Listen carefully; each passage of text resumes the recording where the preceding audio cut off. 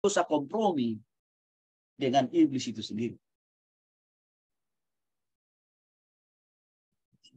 Pertanyaan mah, dosa kompromi apa yang masih banyak dilakukan oleh warga gereja atau orang-orang Kristen di zaman ini, yang seringkali hamba-hamba Tuhan tidak mau mengoreksi, mengingatkan jemaat supaya meninggalkan dosa-dosa kompromi dengan iblis itu. Yang pertama, Bapak Ibu, penyalahgunaan roti dan anggur perjamuan kudus. Apa maksudnya penyalahgunaan roti dan anggur perjamuan kudus? Bapak Ibu dikasih oleh Tuhan Yesus Kristus, seringkali orang menyalahgunakan roti dan anggur sisa perjamuan kudus. Sisa perjamuan kudus dibuat jadi apa? Mistik.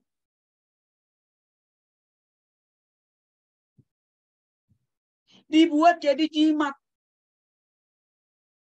Sisa roti dan anggur dari perjamuan kudus dibuat jadi jimat. Dengan cara apa? Disimpan.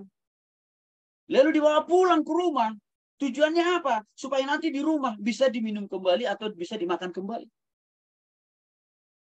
Apalagi kalau misalkan ada orang lagi sakit. Hati-hati loh Bapak. Hati-hati. Di gereja kami, kalau selesai saya memimpin perjamuan kudus, Bapak Ibu, tidak boleh ada roti atau anggur perjamuan yang dibawa pulang. Nggak boleh. Roti perjamuan dan anggur dalam perjamuan itu harus dihabiskan pada momen ibadah perjamuan kudus itu sendiri. Tidak boleh dibawa pulang.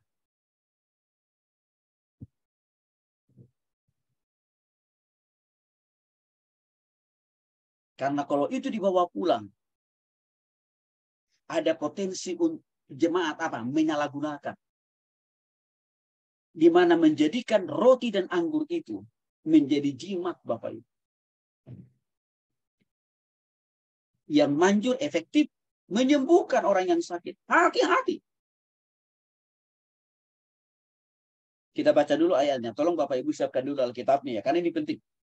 Karena kelihatannya ini rohani, padahal rohana. Alias apa? Ini menyalahgunakan. Bu Susi, boleh dibacakan dulu, Bu. 1 Korintus 11 ayat 26 sampai 32, Bu Susi. Nanti yang lain Bapak Ibu tolong dilihat Alkitabnya ya. Supaya kita pahami. Kenapa saya katakan ini menjadi salah satu dosa kompromi yang dilakukan oleh sebagian gereja dan kita hamba Tuhan mengamininya juga. Padahal salah. Apakah 1 Korintus 11 ayat 26 sampai 32. Begini firman Tuhan, sebab setiap kali kamu makan roti ini dan minum cawan ini, kamu memberitakan kematian Tuhan sampai ia datang. Jadi barang siapa dengan cara yang tidak layak makan roti atau minum cawan Tuhan, ia berdosa terhadap tubuh dan darah Tuhan. Karena itu hendaklah tiap-tiap orang menguji dirinya sendiri, dan baru sesudah itu ia makan roti dan minum dari cawan itu. Karena barang siapa makan dan minum tanpa mengakui tubuh Tuhan, ia mendatangkan hukuman atas dirinya.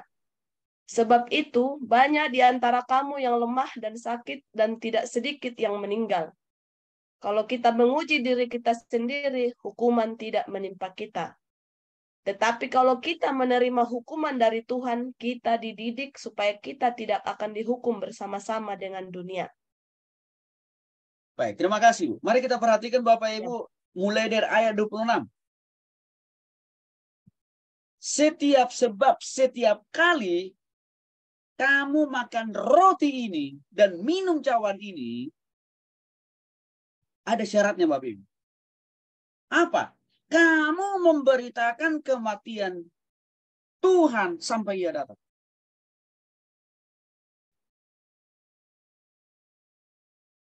Artinya apa?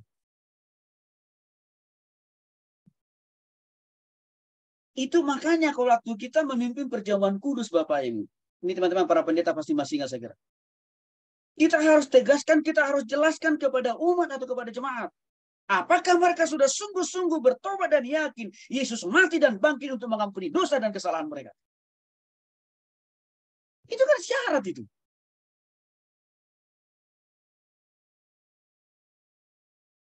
Di dalam memakan roti dan anggur. Karena roti itu menggambarkan tubuh Yesus, daging Yesus, sedangkan anggur itu darah Yesus yang tercurah di kayu salib. Jadi kalau seseorang itu tidak sungguh-sungguh bertobat dan percaya Yesus mati di kayu salib untuk mengampuni dosanya, lalu orang itu dengan seenaknya makan roti dan anggur, itu bisa mendatangkan penyakit bahkan kematian. Untuk itulah pemimpin perjamuan kudus itu kan harus dipimpin oleh seorang pendeta. Karena ada pertanggungjawaban dari pendeta di situ nanti kepada Tuhan. Ayat 27.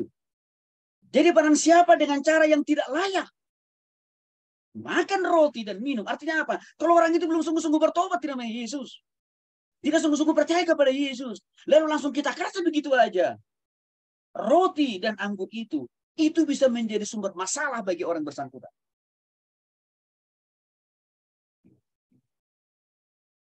Itu bisa menjadi sumber penyakit. Itu bisa membawa kematian bagi orang bersangkutan.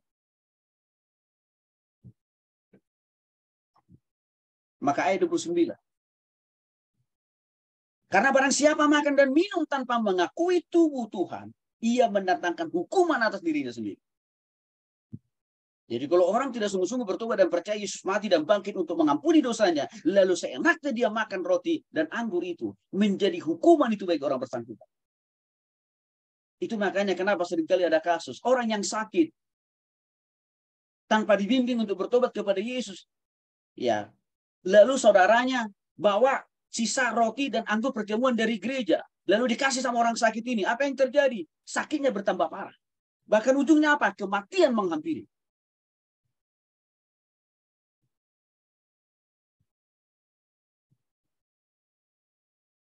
Ayat 30 jelas. Sebab itu banyak di antara kamu yang lemah dan sakit, dan tidak sedikit yang meninggal. Artinya Bapak Ibu dikasih oleh Tuhan Yesus Kristus. Penyalahgunaan roti dan anggur perjamuan kudus sudah pernah terjadi di jemaat di Korintus. Yang mana pada waktu itu ada sebagian jemaat di Korintus menyalahgunakan roti dan anggur.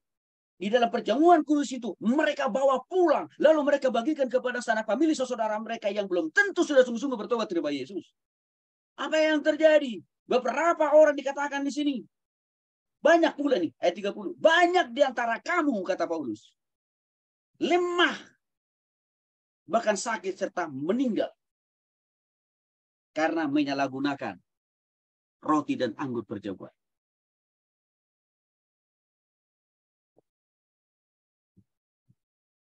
Kadang-kadang gereja menjadi pragmatis hari-hari ini.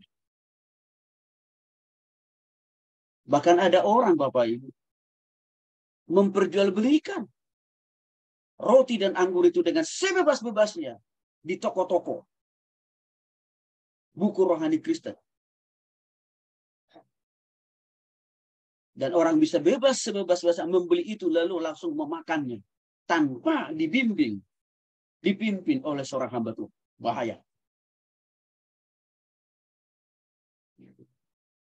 Maka sekali lagi Bapak Ibu, di gereja kami tidak boleh jemaat membawa sisa roti atau anggur perjamuan. Apa yang didapat di waktu di gereja harus dihabiskan di situ juga.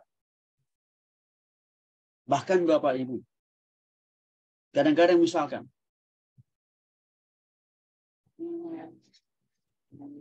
kita para pendeta sudah siapkan roti dan anggur untuk 100 orang kan.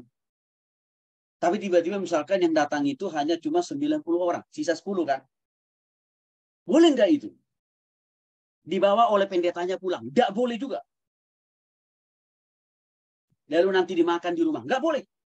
Boleh nggak itu dibagi-bagikan kepada jemaat dengan alasan, oh Pak Pendeta, masih ada orang tua saudaraku yang sakit. Tidak boleh.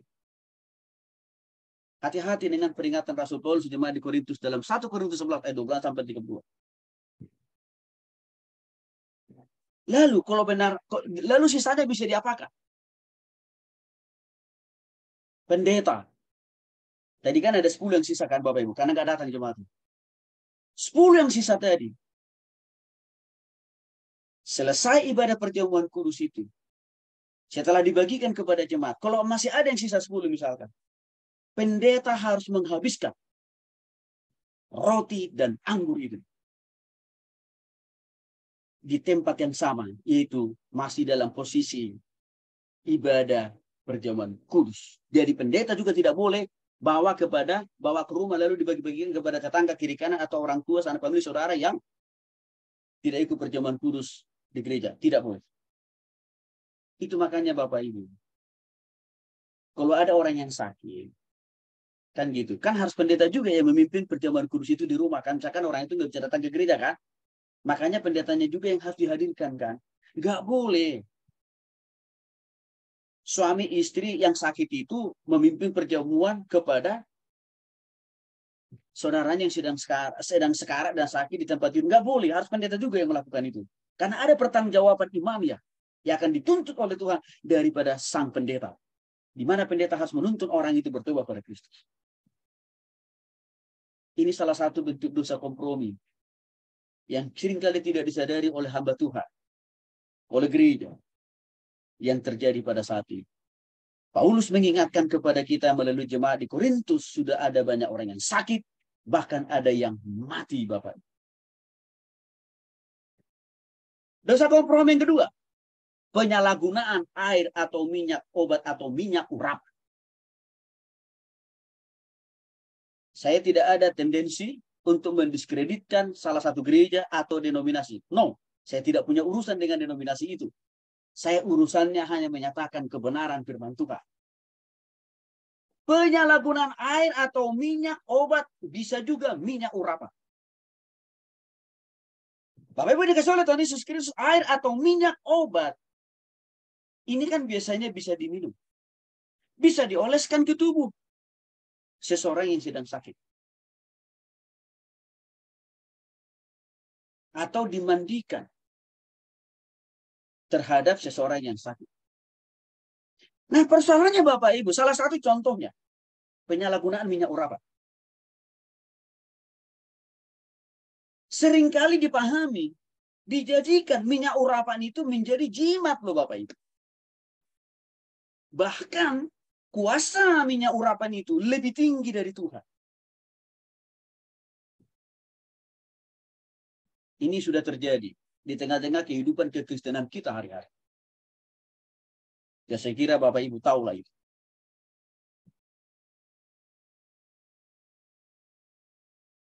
Nah ini kan jadi masalah Bapak Ibu.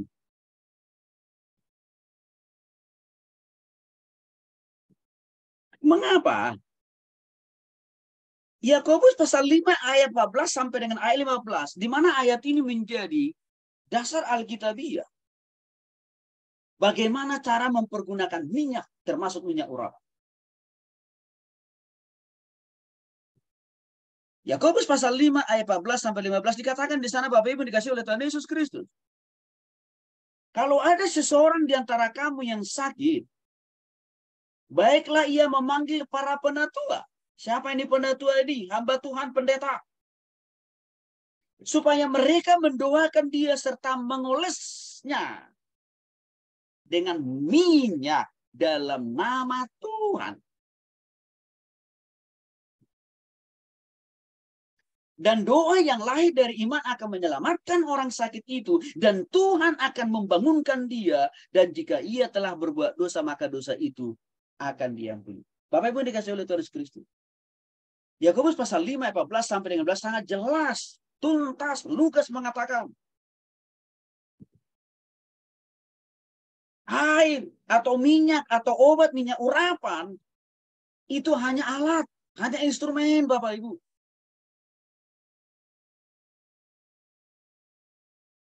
Air atau minyak atau obat atau minyak urapan itu tidak punya kuasa. Maka kita tidak boleh menjadikan obat, minyak, termasuk minyak urapan itu jadi Tuhan. Tidak boleh. Karena itu tidak lebih daripada hanya sekedar alat saja. Media saja. Maka dikatakan di sini minyak atau obat itu atau minyak urapan itu harus didoakan di dalam nama Tuhan. Jelas sekali itu. Di dalam Yakobus pasal 5 ayat 14 sampai 16. Karena doa yang lahir dari iman menyembuhkan, menyelamatkan orang yang sakit.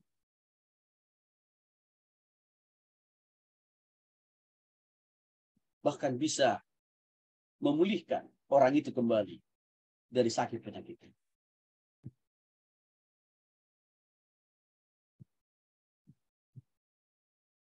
Saya banyak menjumpai jemaat-jemaat Tuhan yang menjadikan air, obat, atau minyak urapan itu menjadi jimat Bapak Ibu. Banyak.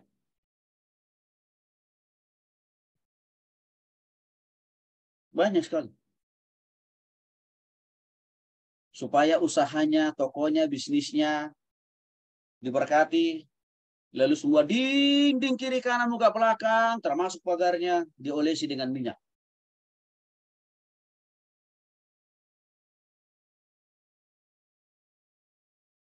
Supaya rumahnya selalu dalam penyertaan dan berkat Tuhan. Seluruh dinding rumah itu diolesi dengan minyak. Ini kesalahan. Salah satu kesalahan terbesar yang dilakukan oleh banyak orang Kristen. Karena sudah menjadikan minyak itu menjadi jimat. Salah. Salah, Pak. Maka Bapak Ibu dikasih oleh Tuhan Yesus, kita harus posisikan segala sesuatu itu sesuai dengan perspektif Tuhan. Sesuai dengan firman Tuhan. Jangan kita buat aturan main sendiri.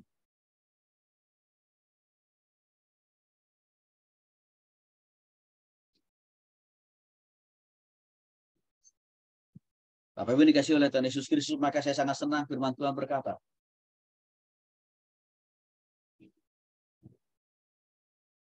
hamba Tuhan yang amat dan sangat terkenal pun juga tidak akan pernah luput dari pemujian Tuhan. Enggak pernah luput. Tidak akan pernah terbebas dan terlepas dari apa? Pemujian dari Tuhan. Itu jelas Tuhan katakan dalam Injil Matius, Markus, dan Lukas, Bapak Ibu.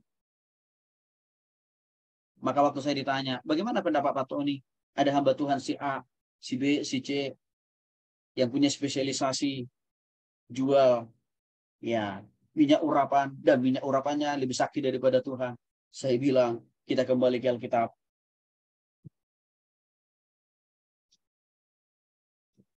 Dia pun tidak akan pernah terbebas dan terlepas dari pengujian dari Tuhan. Semuanya akan diuji. Bapak Ibu yang dikasih oleh Tuhan Yesus Kristus, kalau kita sudah tahu kebenaran, mari kita lakukan kebenaran itu dengan sempurna. Kita jangan membangun kebenaran sendiri. Memang ada orang bilang, tapi kan Pak Tony pengikutnya banyak loh. Jamaahnya banyak kok. Lebih banyak dari jemaat Pak Tony. Oke, gak ada masalah buat saya. Karena panggilan seorang hamba Tuhan tidak ditentukan oleh banyaknya jemaatnya. Tapi bagaimana seorang hamba Tuhan itu membawa satu orang jiwa bertobat pada Kristus, itu juga mahal dan berharga di mata Tuhan. Apa yang dikasih oleh Tuhan Yesus Kristus, kita hati-hati dengan penyalahgunaan air atau minyak, obat, atau juga minyak urapan. Maka begitulah Bapak Ibu. Boleh nggak kita berubah ke dokter? Boleh. Tapi jangan mempertuhankan dokter.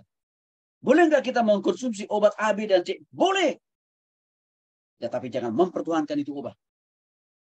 Biarlah Tuhan tetap di atas daripada dokter, di atas daripada Tuhan. Maka kalau supaya obat itu efektif, memulihkan, menyembuhkan kita. Supaya saran masukan dokter itu efektif, menolong kita pulih dari sakit kita. Doakan di dalam nama Yesus.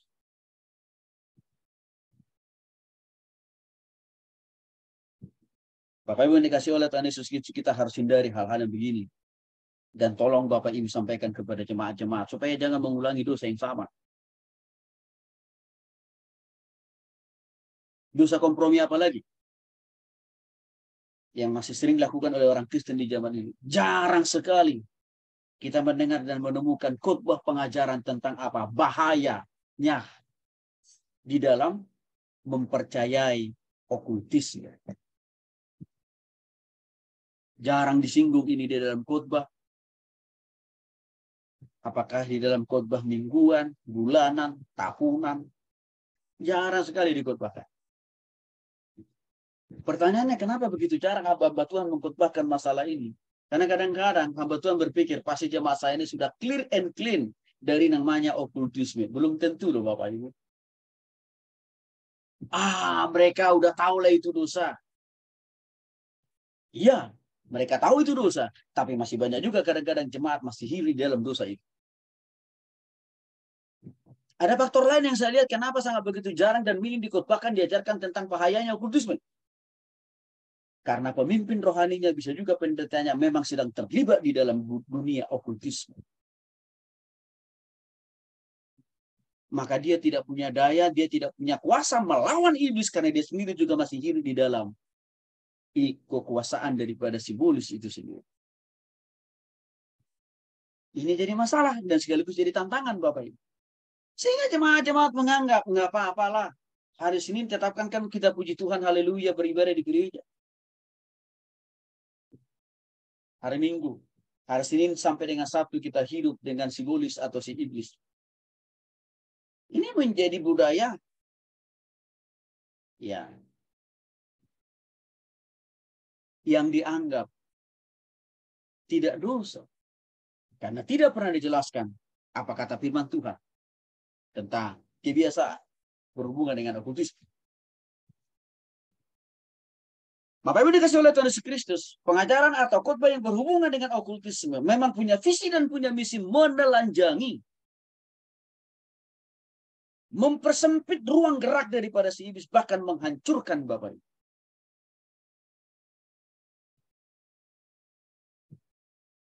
Misi atau tujuan khotbah pengajaran kita yang berisi tentang okultisme, kita sedang menarik jemaat itu untuk kembali datang kepada Tuhan. Dan mereka harus bebas dan lepas dari kuasa daripada simbolis itu sendiri.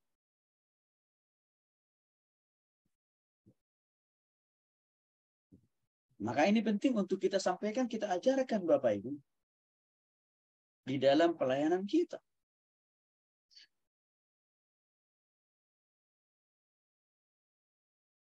Kadang-kadang jemaat itu seringkali hanya kita dorong, kita bimbing mereka untuk punya pengharapan palsu.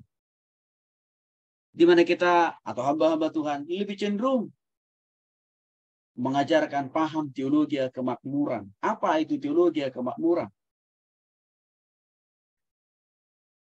Teologi kemakmuran itu justru memutarbalikkan kebenaran-kebenaran firman Tuhan, karena teologi kemakmuran hanya memberikan janji-janji manis alias palsu dengan cara apa? Ikut Tuhan pasti harus selalu sukses terus. Nggak ada pembentukan. Nggak ada pemrosesan. Nggak ada kesukaran. Ini kan janji-janji palsu Bapak Ibu. Karena realitasnya, kehidupan kita itu selama kita hidup di dunia ini tidak akan pernah lepas dan lekang dari yang namanya apa? Proses dan pembentukan Tuhan. Saya menemukan banyak hamba Tuhan yang begitu semangat menjelaskan tentang paham teologi kemakmuran. Maka setiap kali khotbah pengajarannya itu selalu memberikan janji-janji palsu kepada jemaat. Dengan mengatakan no kesukaran, no penderitaan, no pergumulan. Apa yang terjadi? Waktu badai pandemi COVID datang, usahanya disikat.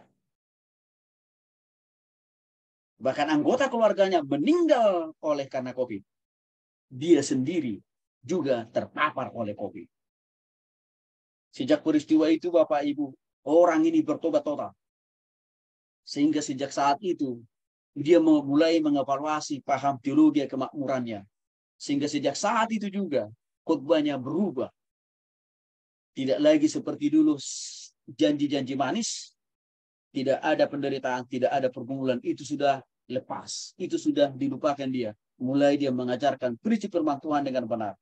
Artinya apa? Betul, kita diberkati oleh Tuhan kok. Tapi jangan lupa, kalaupun kita diberkati Tuhan, Tuhan juga punya hak memproses, membentuk, mendewasakan iman kita. Melalui apa? Pergumulan, persoalan, tantangan, dan penderitaan. Contoh paling konkret sebenarnya nggak usah jauh-jauh kita tarik. Yesus yang notabene sebagai Tuhan, lahir saja sudah menderita Bapak Ibu. Dengan tertolak, tidak mendapatkan tempat yang layak untuk lahir ke dunia ini. Sehingga hanya bisa lahir di tempat yang hina dan bau pula. Lalu Yesus bertambah besar, ujungnya mati di kayu salib pula.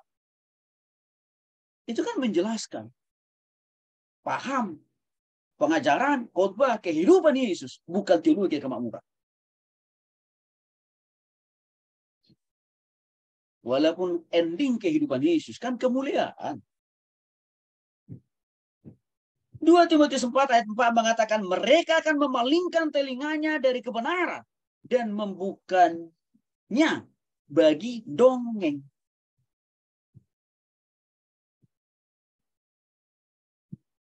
Hari-hari ini hampir-hampir ada sebagian besar hamba Tuhan tidak ada bedanya seperti pelawak Bapak Ibu. Atau pemain stand up komedi. Ada sebagian hamba Tuhan begitu pola pikirnya. Khotbah pengajarannya lebih banyak nuansanya, sifatnya apa? Hanya mengenakan di telinga, tapi tidak menobatkan jemaat untuk meninggalkan dosanya. Itu yang sering terjadi. Dan kalau khotbah dan pengajarannya selalu begini terus, iblis senang dan bahagia. Mengapa? Karena dia berhasil meracuni hati dan pikiran si pendeta ini. Untuk apa? Menceritakan dongeng-dongeng palsu. Hanya menjelaskan pengharapan-pengharapan palsu yang tidak Alkitab. Maka Bapak Ibu dikasih oleh Tuhan Yesus Kristus, kita juga harus objektif mengkhotbahkan, mengajarkan firman Tuhan kepada jemaat Bapak Ibu. Di samping memang Tuhan Yesus memberikan janji bahwa kita diberkati, tapi Tuhan Yesus juga mengatakan, kalau engkau adalah anakku, aku juga akan bisa menghajarmu. Itu jelasku. Jadi pengajaran kita, khotbah kita harus objektif Bapak Ibu. Jangan kita pilih-pilih hanya yang mengenakan buat kita atau buat jemaat, lalu itu terus yang kita ajarkan. Kita lupa ada pengajaran lain yang harus kita sampaikan kepada jemaat.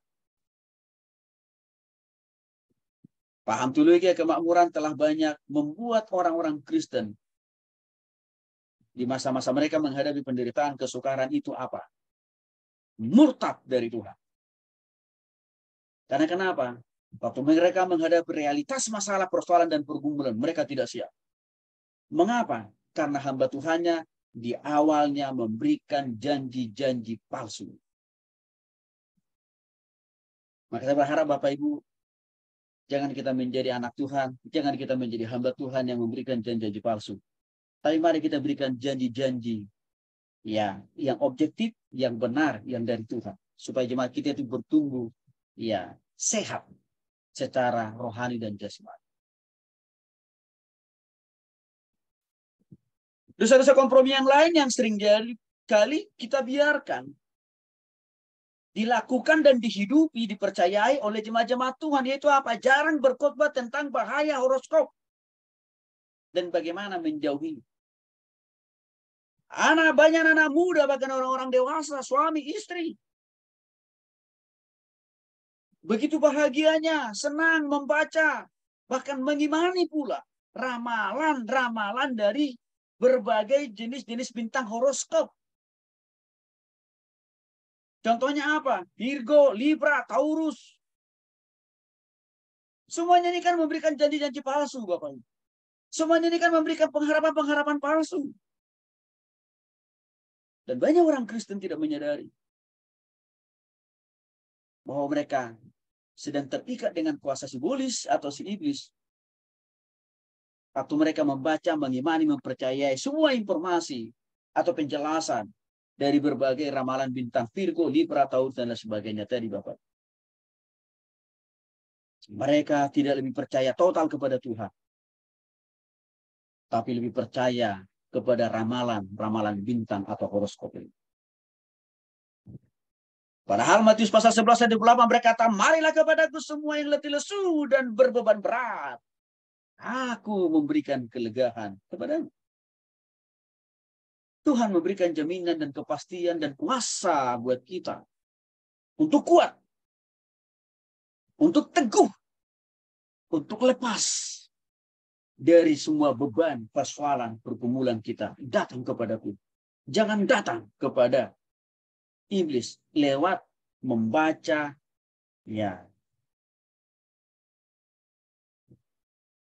horoskop. Jangan Bapak Ibu. Mazmur 37 ayat 5 dengan jelas mengatakan serahkanlah hidupmu kepada Tuhan dan percayakanlah kepadanya dan Ia akan bertindak. Bertindak loh Bapak Ibu.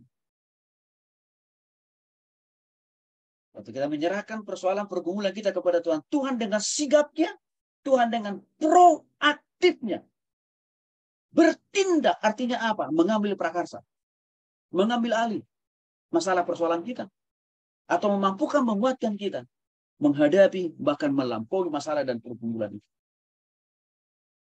Ini firman Tuhan yang berkata kepada kita. Jadi Bapak Ibu dikasih oleh Tuhan Yesus Kristus, harusnya kita harus lebih percaya total kepada Tuhan. Bukan kepada iblis. Atau juga kepada horoskop. Ada orang bilang begini. Tapi Pak Tony, setelah saya baca bintang saya hari ini, minggu ini, benar loh Pak. Saya bilang bukan karena konfirmasi dari bintangmu itu. Apa yang kau alami, apa yang kau nikmati hari ini, bukan. Karena Tuhan sudah mengatur semuanya. Oh begitu ya Pak? Iya. Jadi berhenti